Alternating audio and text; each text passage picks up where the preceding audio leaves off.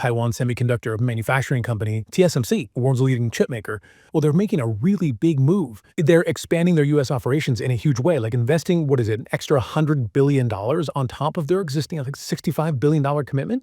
It's pretty historic, I think. I mean, the largest foreign direct investment in U.S. history. TSMC's Arizona site is going to totally transform, going from 3 to 6 plants, creating 25,000 new jobs, and even a whole new R&D center. So what's driving this massive shift? Officially, TSMC says it's all about meeting customer demand, especially from those big U.S. companies like Apple. But this move has sparked a lot of debate in Taiwan. Some worry that it could weaken Taiwan's so-called silicon shield. That strategic importance they have because they make most of the world's advanced chips. It's really fascinating. It has implications that could reshape the global tech landscape. Before we get too far into this, if you're finding this deep dive insightful, hit that like button and subscribe to our channel. We got a lot more to unpack here, so let's get back to it.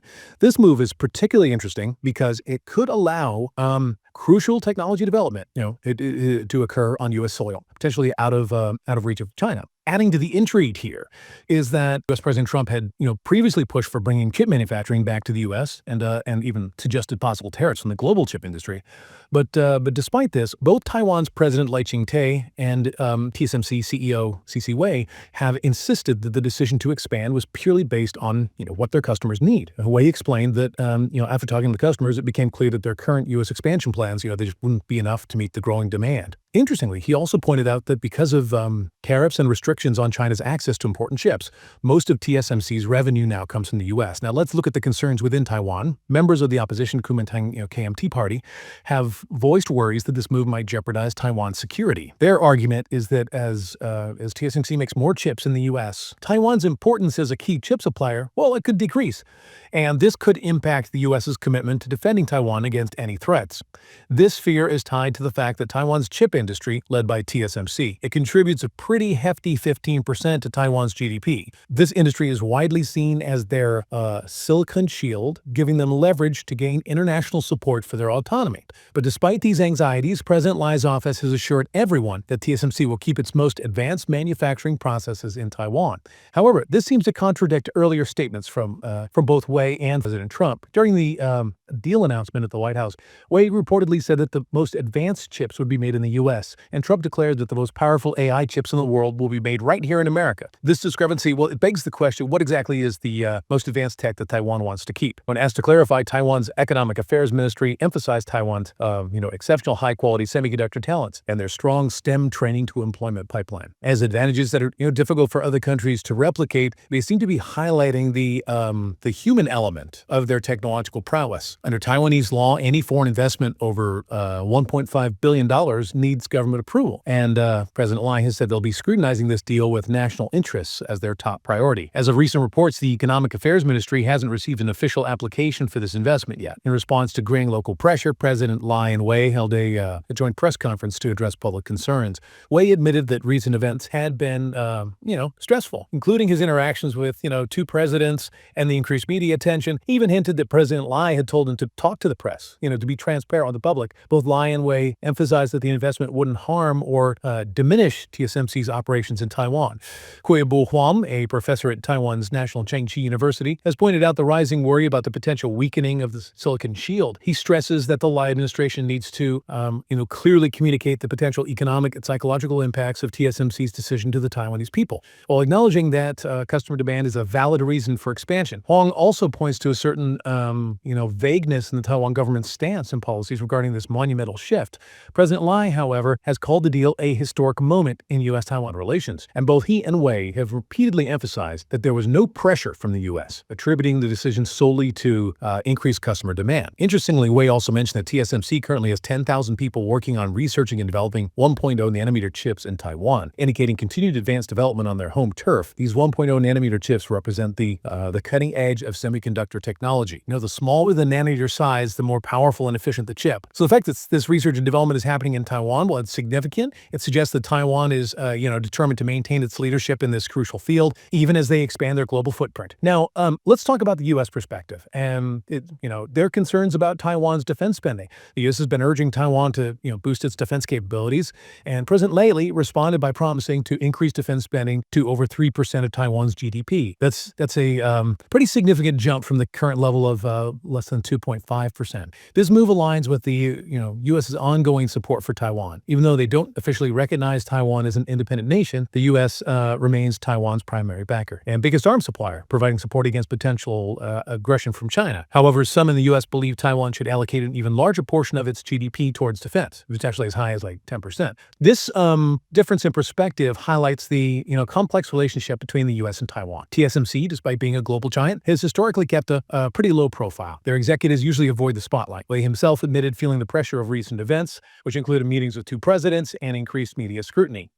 This reluctance to be in the public eye underscores the sensitivity of the company's position in this, geopolitical landscape. Adding to the complexity here is Wang Hengwei, a legislator from Taiwan's opposition Nationalist Party. He raised a crucial question. What does Taiwan get in return for TSMC investing so much money and potentially transferring its most advanced manufacturing processes to the United States? This question, goes to the heart of the debate surrounding this deal and highlights the need for a clear understanding of the benefits for Taiwan. Despite these concerns, TSMC executives have consistently maintained that the company would keep its most advanced factories in Taiwan, citing the substantial investments already made there and the complex network of specialized suppliers they've built. The expansion in Arizona, while significant, should be seen as part of TSMC's global strategy. I mean, they're also expanding in Japan, for example. This suggests a strategy of diversification and an acknowledgement that they need to adapt to, evolving global demands and political landscapes. However, this expansion has definitely sparked unease and criticism within Taiwan. The sheer size of the investment, combined with the potential transfer of advanced technology, has fueled anxieties about the future of Taiwan's economic and strategic standing. The Taiwanese government has been actively addressing these concerns, emphasizing the potential benefits for both TSMC and Taiwan. President Lai, in particular, has tried to reassure the public, framing the deal as a win-win situation that strengthens Taiwan's position on the global stage. Now let's dig into the arguments for and against this deal. TSMC executives have consistently maintained that the expansion is purely driven by customer demand. They point to the surge in demand from U.S.-based tech giants, especially for advanced chips used in cutting-edge fields like artificial intelligence and high-performance computing. This argument aligns with the fact that the U.S. market now dominates TSMC's revenue, particularly after tariffs and restrictions were placed on China's access to critical chips. Essentially, TSMC is presenting this move as a strategic response to market forces, a way to ensure they remain at the forefront of the global semiconductor industry. However, critics aren't entirely convinced. They point to the timing of the announcement, which coincided with President Trump's vocal calls for reshoring chip manufacturing and his suggestions of tariffs on the global chip industry. They argue that TSMC's decision might have been influenced at least partly by political pressure, to appease the U.S. government and secure favorable trade terms.